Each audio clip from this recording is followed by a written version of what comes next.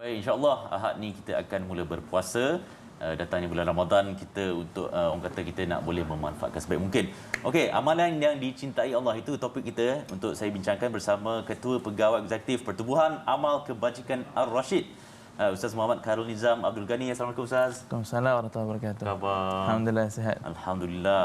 Kali ini difahamkan Pertubuhan Amal Kebajikan Rashid ni nak buka peluang untuk menaja sahur, berbuka, asnaf, anak yatim sebagainya kan. Betul. Di Malaysia dan di Kemboja. Betul. Dengan sedekah berterusan RM10 sehari sepanjang Ramadan. Betul. Tapi sebelum apa boleh kongsikanlah tentang Pertubuhan Amal Rashid Kebajikan Rashid ni. Bismillah, alhamdulillah, wassalatu wassalamu ala rasulillah wa ala alihi wa sahbihi wa ma ba'du. Terima kasih banyak Tuan. Alhamdulillah, tuan-puan sekalian, Pertubuhan Ar-Rashid adalah sebuah pertubuhan yang telah pun ditubuhkan sebelum tahun 2010. Dan bermakna kami sudah lebih dalam 12 tahun dalam kerja-kerja kebajikan di sekitar Malaysia dan juga Kemboja. Dan nama Ar-Rashid adalah bersempena dengan nama abang sulung kami, Ustaz Abdul Rashid, yang meninggal dunia pada tahun 2015 dalam kerja amal juga. Dan alhamdulillah, setelah lebih dalam 12 tahun, baru-baru ini kami menerima penghargaan daripada Wakil Menteri daripada daerah Kampung Pom Terias sana, kerana kami banyak dalam memberikan penghargaan ataupun memberikan amal kebajikan di seluruh kaum muslimin di Kemboja. Alhamdulillah. Apa yang dilakukan itu mendapat pengiktirafan lah ya. Alhamdulillah. Baik, topik yang kita akan bincangkan adalah amalan yang dicintai Allah. Dan bila-bila lagi menjelang bulan Ramadan ni. Betul. Mungkin Ustaz boleh perincikan. Alhamdulillah, seperti mana kita semua tahu, tak lama lagi kita akan menyambut bulan Ramadan Al-Mubarak, sebuah bulan yang kata baginda Nabi sallallahu alaihi wasallam adalah bulan untuk kita sabar, bulan untuk meraih kemenangan dari Allah, bulan rahmat, keampunan dan juga bebas daripada api neraka Allah Subhanahu wa taala. Makanya tajuk yang kita pilih adalah amalan yang dicintai Allah Subhanahu wa taala, sebab setiap daripada kita memang nakkan cinta Allah taala. Tak ada siapa yang nak buat Allah taala marah. Makanya di antara amalan yang Allah Subhanahu wa taala cinta, berdasarkan hadis Nabi sallallahu alaihi wasallam, kata baginda, ahabbul a'mal ilallah adwamuha wa in qalla. Amalan yang pada Allah taala cinta adalah amalan yang berterusan walaupun sedikit. Jadi, kalaulah sepanjang Ramadan tak dapat buat amal banyak, tak ada masalah. Yang penting amalnya sedikit tetapi berterusan. Kalaulah amal banyak, takut tak mampu istiqamah, tapi biarlah amalannya sedikit tetapi biar berterusan. Memberinya sedikit, tak memandang kepada kuantiti memberinya, tetapi memandang kepada berterusan tak memberinya. Ada orang memberi banyak tapi sekali memberi, tapi ada orang memberi sedikit tetapi berterusan sampai sekarang. Itulah amalan yang Allah Subhanahu wa taala suka, dan bila mana Allah taala suka pada kita, Allah taala akan memberikan apa yang kita suka. Amin, amin, insya-Allah. Baik, macam saya pasti penonton di luar sana pun gemar bersedekah sepanjang tahun.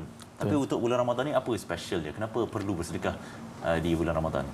Masya-Allah, dalam hadis Nabi sallallahu alaihi wasallam banyak menyebutkan tentang kelebihan-kelebihan bersedekah. Tetapi kita petik daripada situ dalam dua hadis yang kita rasa mudah-mudahan Allah Taala akan gerakkan hati kita untuk memberi kepada mereka yang memerlukan. Dalam hadis riwayat Ibnu Khuzaimah, baginda sallallahu alaihi wasallam bersabda, barang siapa yang memberi makan berbuka kepada orang yang berpuasa akan mendapatkan 3 kelebihan. Yang pertama adalah maghfiratan lidzunubi, akan diampunkan semua dosa-dosanya, subhanallah. Yang kedua, itqa raqabati, orang tersebut andai ada nama dalam senarai nama ahli neraka Allah, Allah akan padamkan nama dia.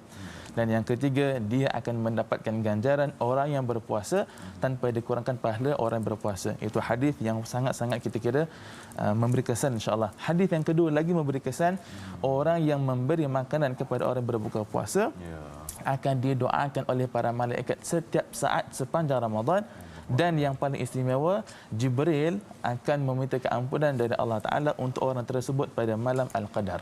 Allahu Akbar. Masya-Allah. Yang dinanti-nanti itu kan. Betul. Baik Ustaz, berbicara tentang Pertubuhan Amal Kebajikan Ar-Rashid ni, apa program-program ataupun inisiatif sepanjang Ramadan? Jadi tuan-puan sekalian, daripada hadis yang kita dah kongsikan, kita membuka peluang untuk sama-sama meraih kelebihan daripada hadis yang dikongsikan.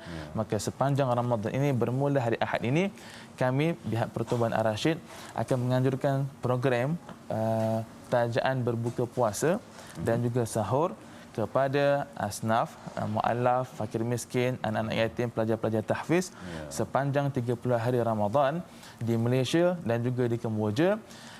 Dan infaknya adalah ataupun sedekahnya adalah RM10 satu hari untuk satu orang. Kita sasarkan lebih minimum 1,000 orang untuk diberikan setiap hari. Setiap hari kita minimum 1,000 orang. Kalau yang memberinya lebih, maka yang akan mendapat merasakan nikmat itu pun lebih. Kalau yang memberinya kurang, yang merasakan nikmat pun kurang. Bergantung kepada Allah Ta'ala berikan kita kekuatan untuk kita kongsikan apa yang kita ada. Nilainya tak banyak, RM10 satu hari. Kalaulah ada yang memilih untuk memberikan sebulan RM300, okey. Tapi kita nak kalau boleh setiap hari, walaupun sedikit tapi berterusan, sebab daripada hadis yang Allah Ta'ala cinta pada orang yang memberi, dan sedikit tapi berterusan tu yang paling penting. Jadi satu hari RM10 begitu sampai akhir Ramadan.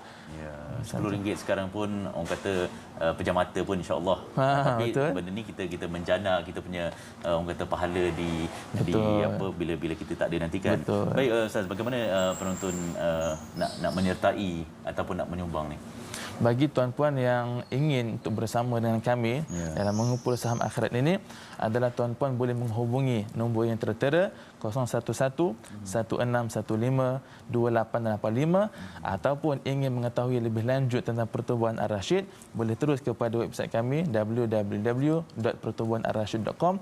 Di situ akan ada sejarah kami, pencapaian, apa yang pernah kami kongsi selama ni, apa yang pernah kita sebarkan kebaikan pada semua orang, semua ada dalam itu semuanya. Mudah-mudahan sedikit sebanyak dapat memberikan peluang kepada orang di luar sana.